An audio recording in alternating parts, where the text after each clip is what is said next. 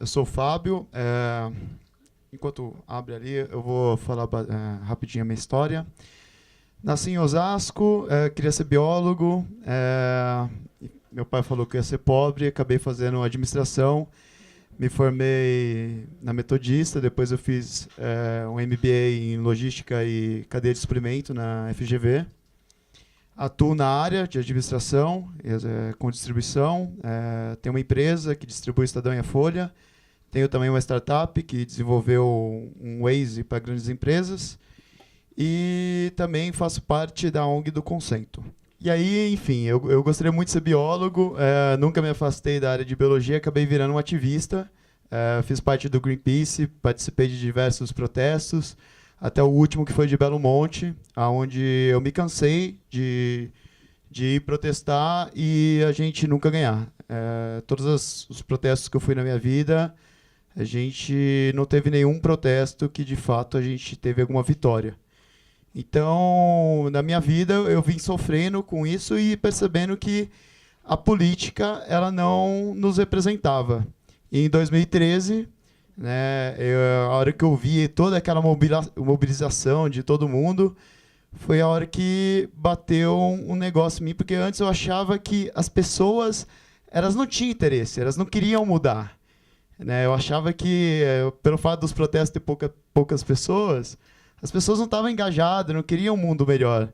Né? Só que daí em 2013 eu vi que não era bem assim. A hora que eu vi aquela quantidade enorme de pessoas querendo mudar, apesar de ser um monte de pautas diversas, mas você via que tinha muita gente querendo mudar e aquele negócio foi igual as iniciativas de open source. Né? Você viu aquele boom de movimento, um monte de demanda e aquilo lá virou nada. Né? Não deu em nada, não mudou nada, nem os 20 centavos lá da passagem de ônibus a gente conseguiu bloquear.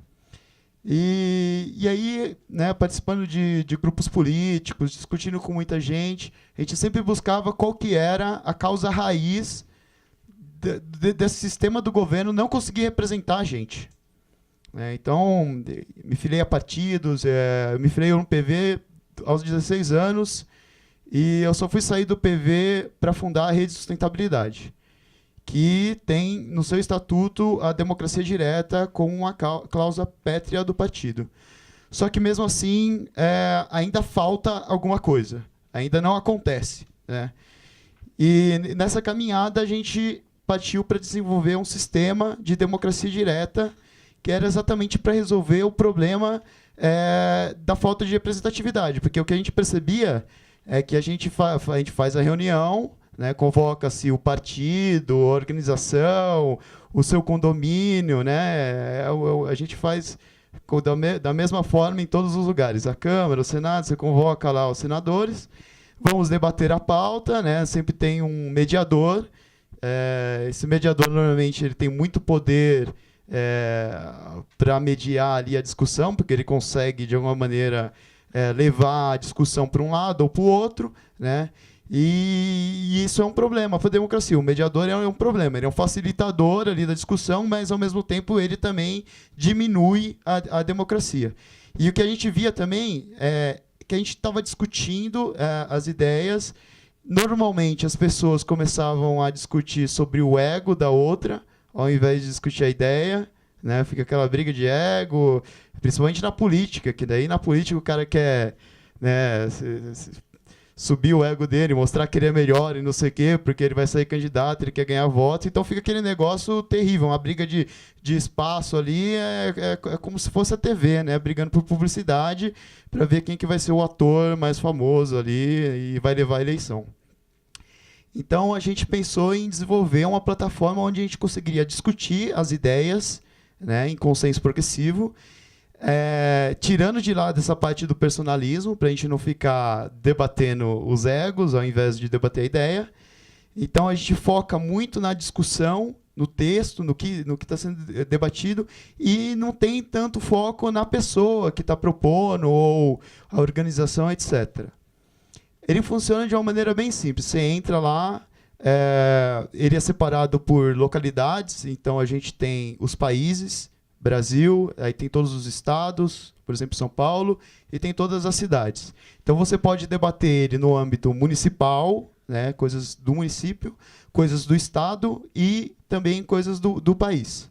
Qualquer pessoa pode iniciar uma nova discussão, você pode carregar uma lei já existente, né, ou simplesmente participar numa proposta que já está ali.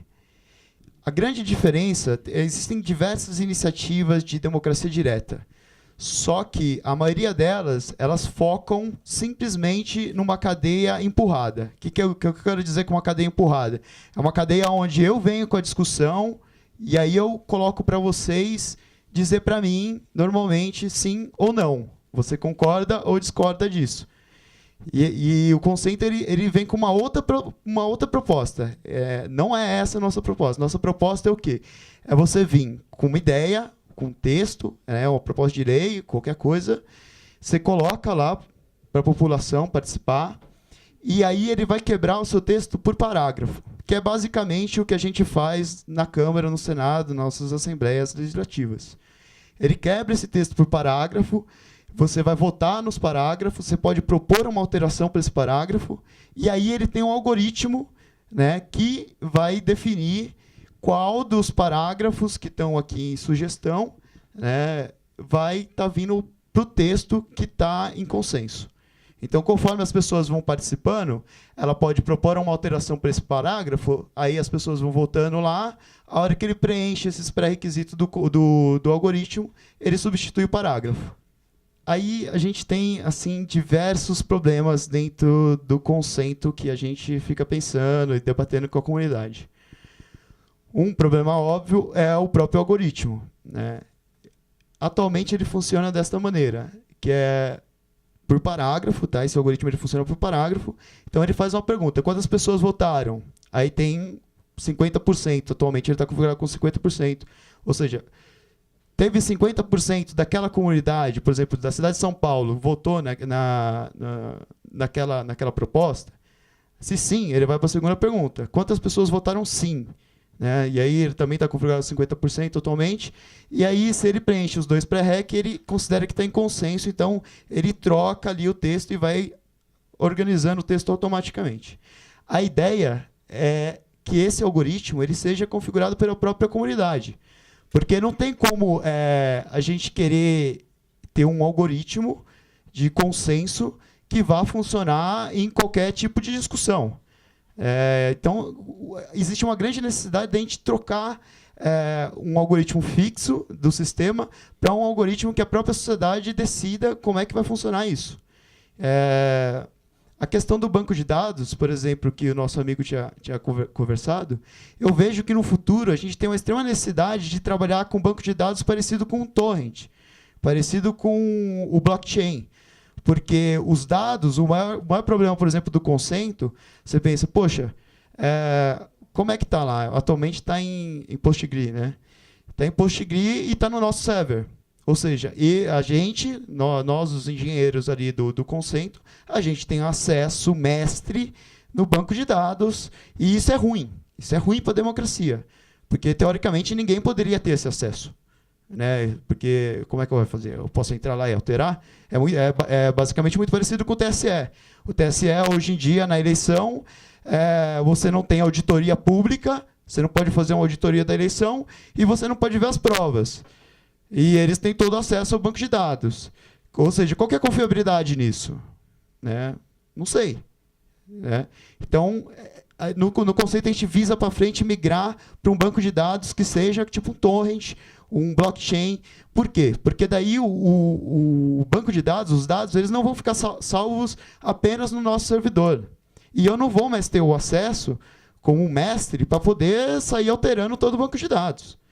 Então, a ideia é o quê? Todo mundo conhece o torrent aqui.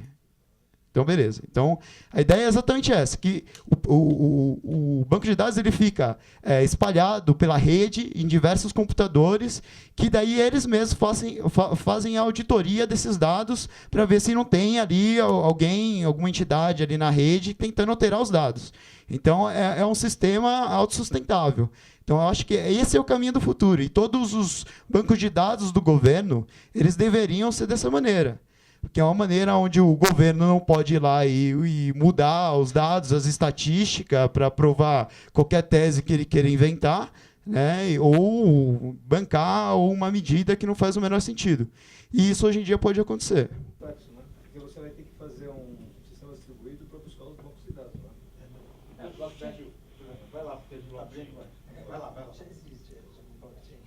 Existe. É o blockchain, exatamente. Bom, pessoal, é isso que eu queria falar para você. Esse é o trabalho que a gente vem trabalhando. Só para fechar rapidinho. A gente também a gente criou o sistema, está oferecendo para partido, para empresa, para condomínio, enfim, qualquer pessoa pode utilizar. Ele é código aberto, a gente mantém o servidor funcionando, então você não precisa pagar nada para isso. Se você quiser melhorar alguma coisa no sistema, está todo o código aberto lá no GitHub, você pode conversar com a gente ajuda a entender o sistema, a fazer customização, a melhorar, enfim. Tem diversas pessoas participando. A gente tem algumas pessoas fazendo frente em casas legislativas para obrigar o governo a colocar todas as PLs e leis atuais no consento para que a população possa dar a sua opinião sobre as leis. Para que a gente não tenha mais leis absurdas como o aumento do próprio salário dos nossos legisladores, que é uma lei absurda, onde que se fosse para consulta popular ia ser unânime um não. E lá é unânime um sim, ou seja, tem uma coisa totalmente errada. Eles não representam, de fato, a gente. Então tem essa galera que está trabalhando nas casas legislativas. A gente é um movimento totalmente descentralizado. Então, se você quer iniciar um movimento na sua Câmara, né, municipal ou na sua Assembleia Legislativa do seu estado, você pode se juntar com as pessoas e começar esse movimento, começar a debater lá, juntar pessoas e tensionar esse movimento. Para que a população tenha, de fato, a democracia, o acesso, né, para poder participar. Outra frente que a gente vem trabalhando, a gente montou a bancada da democracia direta, que aqui, aliás, se eu estiver enganado, se tiver mais algum membro da bancada da democracia direta, me perdoe e, por favor, levante a mão. Tem o Francisco Vinícius ali, que é candidato pela rede, e a Renata também, Vieira, que é candidato pela rede. Eles participam da nossa bancada da democracia direta.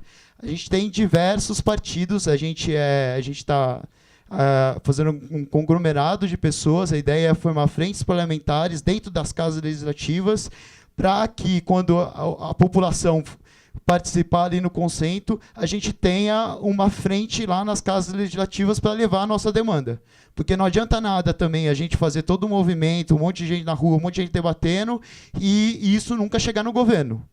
Então, a gente tem essa bancada, que se vocês tiverem candidatos também, falem com eles, falem sobre a democracia direta, falem sobre o sistema, está aberto, vocês podem usar, podem participar, podem se juntar a gente, e vamos renovar a democracia, né, todos juntos. Legal? Meu nome é Bruno, eu sou lá do Hack Lab. Sou hacker, ativista digital e outras coisas mais, quando precisa, né? Começar dizendo que eu fico bastante feliz de saber que hoje o pessoal aprende, pelo menos lá no IME, está aprendendo métodos ágeis. Quando eu estudei lá na Unicamp, no começo de 2000, dos anos 2000, os métodos ágeis só vinha naquela hora que cai na prova. Quais as metodologias de software? Tinha lá métodos ágeis, mas só na múltipla escolha, na prática. A gente nunca via nada nem parecido, né? Bom, eu tinha pensado aqui uma fala mais também um pouco apresentando algumas ferramentas, algumas coisas, mas antes eu queria um pouco dialogar aí por essa problematização muito interessante que o Henrique aqui trouxe para a mesa, o companheiro também do Código, desculpa, esqueci o nome. O Vitor, lá do Código Urbano. Sou muito amigo do Peixe lá, a gente já fez uns projetos juntos. O pessoal é bem legal lá os... São bem legais lá os projetos do Código Urbano, a gente tem bastante admiração lá pelo trabalho de vocês. E dizer que acho que eu vejo hoje mesmo uma grande dificuldade de articular hoje esses atores que, tanto políticos, hackers e outros arranjos produtivos, políticos, militantes, etc., para convergir nas ferramentas, né? Nós conversávamos outro dia na dificuldade que é fazer setores sentar para conversar, quanto mais fazer código junto, né? E é um desafio que não é só da natureza de é que o pessoal é muito personalista, coisa assim. Não é, que é um desafio, é difícil mesmo você convergir essas coisas. Você tem grupos que se aprimoram numa tecnologia, outros grupos que se desenvolvem em outras, e essas construções, né, coletivas de sinergias, de habilidades e em certas ferramentas, frameworks, etc., elas definem também os grupos politicamente, de certa maneira, né? E trazem maior facilidade em fazer as coisas de um jeito ou de outro, né? Então, quando você junta essa questão técnica, digamos assim, com a questão política, você exponencialmente aumenta a complexidade ali do arranjo, né? Acho que daí vem também o termo que o Sérgio Amadeu usa muito de tecnopolítica, né? Que é difícil hoje dissociar esses dois elementos, né? Tanto é que você não vê aqui, acho que poderia até ver, mas acho que não é o caso, nenhuma das ferramentas de participação e construção feitas em .NET, né? Que por natureza, na minha percepção, seria uma certa contradição fazer uma ferramenta de participação que, embora livre, preferisse certos servidores. Tem também, acho que. Mas isso para dar um exemplo da diversidade. E acho que um modelo que pode ser muito um caminho, né, que acho que é o princípio dessa convergência, é pensar os padrões abertos, né? Acho que mais do que necessariamente acho que idealizar que todo mundo vai colaborar nas mesmas ferramentas e tal, acho que, né, esse é um universo distante, e não sei se é o melhor cenário, sendo bem sincero, até dialogando aqui, viu, Henrique? Ver como que as coisas se conversam, né? Esse negócio do conversar, é interessante essa analogia, que muitas vezes também isso é a carteirada contra o gestor, né? Que o gestor fala, eu queria fazer uma coisa aqui diferente, aí vem o técnico e fala, putz, isso aí não conversa. O que é esse conversar, né? Então, como é que software conversa, né?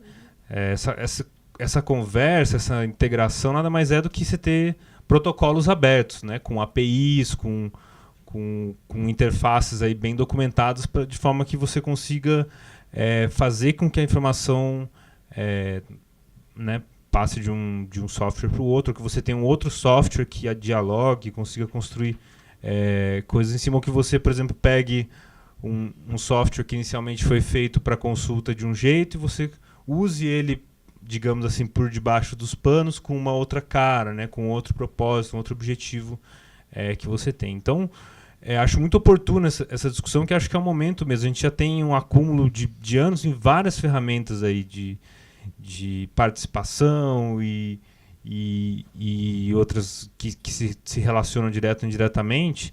E acho que passou da hora da gente ver como que a gente converge, né, nesse debate, como que a gente integra as organizações, os atores aí que estão envolvidos, para começar a potencializar isso, né? Eu acho que esses anos de acúmulo foram um laboratório muito rico no sentido de experiências, de processos, de inclusive criar e estimular a organização dessas instituições. E agora acho que é o momento de dar outro passo, que é de convergir para ver como é que a gente massifica isso, para que a gente consegue também alcançar experiências mais massivas assim, de uso dessas ferramentas de participação, né? Para ir além, não necessariamente já rivalizar com Facebook, com essas coisas, quem sabe, mas buscando já apontar que outras formas são possíveis, né? E como que a gente massifica, né? Como que a gente, nessa convergência, como que a gente consegue dar mais qualidade também do ponto de vista da arquitetura de software, da usabilidade para essas ferramentas, né? A gente sabe que tem muitas experiências também que são pequenas, que são muito ricas, mas que não conseguiram depois ter esse desdobramento que acho que o Henrique mencionou, de evoluir o software, e aí também isso limita a evolução da experiência ali, do projeto, né, em si. Então, como é que você avança e tudo mais e faz essa convergência. Então, acho que esse é um debate super importante. E aí, entrando um pouco numa seara que acho que o HackLab não dá para dizer que a gente tem experiência, mas que a gente vivenciou isso, que é como que a gente lida com a relação dessas ferramentas e projetos com o poder público, né? A gente, nunca fez nenhum projeto de licitação diretamente com o poder público de participação, mas a gente já trabalhou diretamente, como foi o caso do Mapas Culturais. Acho que alguns conhecem que aqui em São Paulo recebe o nome de SP Cultura, né? Então a gente acabou trabalhando com serviço público, indiretamente financiado por uma instituição de direito privado, que era o Instituto TIM, né? Que foi quem financiou o desenvolvimento da plataforma. E é interessante porque esse projeto ele nasce um pouco de uma experiência política que também estava relacionada com o governo, que é a experiência da cultura digital, né? Muito ligada ao Ministério aí do Gilberto Gil, essa experiência que a gente teve de construção, que acumulou ali durante mais ou menos 10 anos um debate da necessidade de uma ferramenta de mapeamento colaborativo da cultura, que pudesse instrumentalizar a construção colaborativa de um banco de dados da cultura. E aí isso ficou ali muito tempo vagando ali, procurando alguém que conseguisse ter capacidade de articulação para implementar isso, né? E aí a gente conseguiu, junto com outros parceiros, viabilizar isso e conseguimos implementar o Mapas Culturais, né? Hoje, eu digo, o HackLab não fez, nem o Instituto TIM fez o Mapas Culturais, né? Ele implementou uma construção coletiva aí de muitos anos de experiência na construção aí da cultura, que passa, por exemplo, pelo projeto de pontos de cultura, pela proposta de cultura digital que o nosso ministro Hacker, na ocasião, trouxe nesse debate. E tudo isso, então, hoje o Mapas Culturais surge um pouco disso. E ele vem também, aproveitando também para trazer um debate, que era a minha ideia inicial aqui, falar um pouco, trazendo uma reflexão que eu fiz recentemente sobre outra dimensão da participação, que é como que você tem a questão da formação da identidade em espaços públicos, né, que ao mesmo tempo são espaços públicos governamentais, e como que você extrapola isso e vai em direção do que a gente tem conversado, que é o comum, né? Como que isso vira um capital comum, né?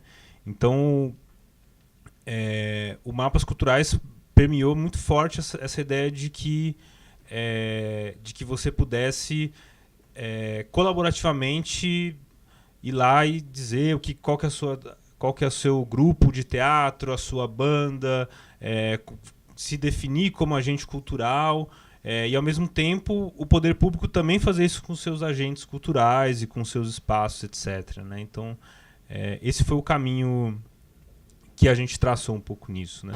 E aí traz essa reflexão dessa dimensão da participação quanto afirmação da identidade num espaço comum, né? Público ou estatal, ou ambos, né? Que é muito interessante essa dimensão, né? O Ministério da Cultura também, antes da gente ter um golpe de Estado, estava com um projeto muito interessante, que foi uma experiência incrível nessa área, que foi a experiência do cadastro da Rede Cultura Viva. Então o Ministério propôs o seguinte: em vez da gente vir aqui e falar que só são pontos de cultura quem a gente consegue dar dinheiro, financiar, vamos abrir para um cadastro autodeclarativo dos pontos de cultura. Então os pontos de cultura podem ir lá e falar: não, eu sou um ponto de cultura, está aqui a prova disso, eu tenho aqui uma carta de outra entidade, tenho aqui material fotográfico, produção cultural, para provar que eu tenho esse capital. E aí, a partir disso, você tem um reconhecimento público daquela identidade, né, daqueles saberes, etc. Então, essa construção, que para mim também é uma dimensão da participação, né, que não é no espaço necessariamente de decisão, mas acho que é uma dimensão interessante que a gente pode também buscar, que se integra com esse espaço de decisão e empodera a sociedade, as organizações civis nesse sentido, né? Então essa é um pouco a experiência do Mapas Culturais. O Mapas Culturais também tem APIs públicas de escrita e leitura, então ele também, a proposta dele foi a partir da adoção pelo poder público, que ele também viabilizasse a ideia de transparência, dados abertos, e a possibilidade de construção de outras ferramentas integradas, né? Hoje a gente tem um ecossistema em torno do Mapas Culturais, com um aplicativo que é open source. Todo o ecossistema do Mapas Culturais é aberto, é livre, né? Então a gente tem um aplicativo, a gente tem um tema para WordPress, que foi o tema usado na virada cultural aqui de São Paulo, A gente tem um outro tema WordPress, que foi o mês da cultura independente, foi o Miguel Peixe, inclusive lá do Código Urbano, que desenvolveu. A gente depois mexeu um pouco nele também.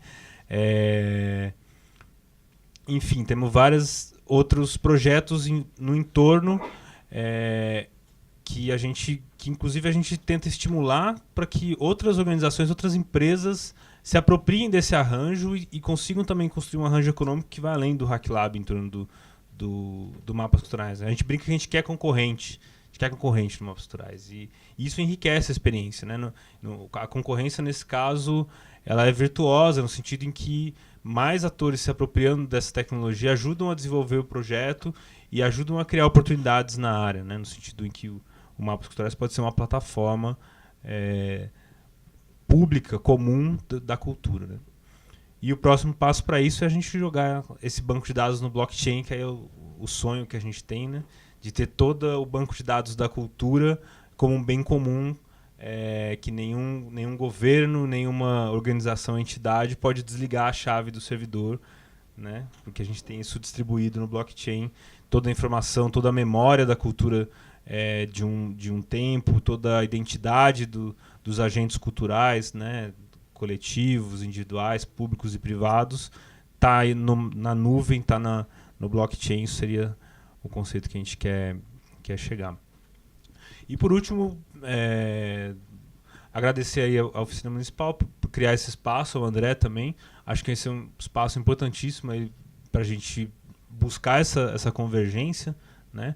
O André já mencionou um grupo de trabalho, acho que a gente precisa ver como é que a gente conduz isso para a gente também não ficar aí mais um colóquio que a gente vai, discute ideias incríveis e as pessoas voltam para suas organizações e continuam fazendo seus códigos, cada um no seu canto. Então acho que é muito interessante ver como é que a gente dá consequência para essas conversas, como é que a gente faz umas conversas mais técnicas aí das ferramentas, com os códigos, como é que a gente junta aí os hackers dos lugares para colaborar mais ativamente e fazer um pouco mais também esse alinhamento tecnopolítico aí, né, de qual que é o diálogo político das ferramentas, etc. Né. Vale dizer também, no Hack Lab a gente já desenvolveu outras ferramentas de participação, como o Delibera, né, que foi, acho que o Marco Knopak falou um pouco, né, a ferramenta foi usada pelo Ministério da Justiça. Importante dizer também, a gente, nesse campo de buscar as convergências, o Hack Lab, junto com outras organizações, não só de desenvolvimento de software, então o Hack Lab, hoje nós temos a Etmos e o Seu Louco por Ti, lá de Curitiba, que é uma empresa e um coletivo, nós temos o Media Ninja e os Foras do Eixo, nós nos juntamos as ferramentas livres e abertas que nós tínhamos e formamos uma rede, um hub de ferramentas e articulações para ver como que a gente avançava nesse sentido. Então, é uma iniciativa recente, inclusive, né, tem aí alguns meses, tem aí essa plataforma Vereadores que Queremos, que já é um produto dessa articulação, dessa convergência, e acho que a gente precisa ver como que a gente forma mais dessas articulações, desses consórcios de desenvolvimento. Está sendo um processo muito rico essa conversa lá. Tem atores, então tem gente que é mais desenvolvimento, como o Hack Lab e a Etmos. Aí tem o pessoal do Media Ninja, que é mais mídia ativista, tem esse alcance grande, né? E junto com essas organizações mais políticas. Tal. Isso, inclusive, essa convergência surgiu muito da dinâmica que a gente teve quando desenvolveu o Mapa da Democracia, né? Que nada mais era que um site simplesinho que a gente fez ali no fim de semana, mas teve um alcance muito bacana, e a gente falou, nossa, a gente deu jogo aqui, deu liga, né? Esse pessoal junto, então precisamos se juntar numa coisa mais firme. E acho que é o mesmo sentimento aqui, né? Deu liga aqui. A gente está falando de coisas, de objetivos comuns, de uma afinidade muito grande. Acho que a gente precisa ver como que avança para ações que tenham resultados aí concretos e tudo mais, para ver como que a gente... Também, muito interessante aqui essa integração com a academia, né? Esse manifesto uma ponta também que conectou aqui com outro pessoal que há muito tempo está discutindo não sobre esse mote dos cidades inteligentes, mas a necessidade de pautar o que é hoje, né, esse modelo de governança, o que é o modelo de de aplicação das tecnologias de informações e comunicações em governos, em gestões e tudo mais, que é uma discussão muito, muito rica, né? No Brasil a gente tem esse modelo de pontos de função, famigerado modelo, que privilegia grandes corporações. Acho que ele foi feito com esse objetivo, na verdade, né? Que privilegia um modelo onde as relações aí de Estado com as empresas são bem obscuros, né? E para mim tem um objetivo claro em criar dependências e não em buscar aí um modelo aberto, e como eu acredito que seja. Então essa é a contribuição que eu queria dar. Falei demais aqui já. Obrigado, gente.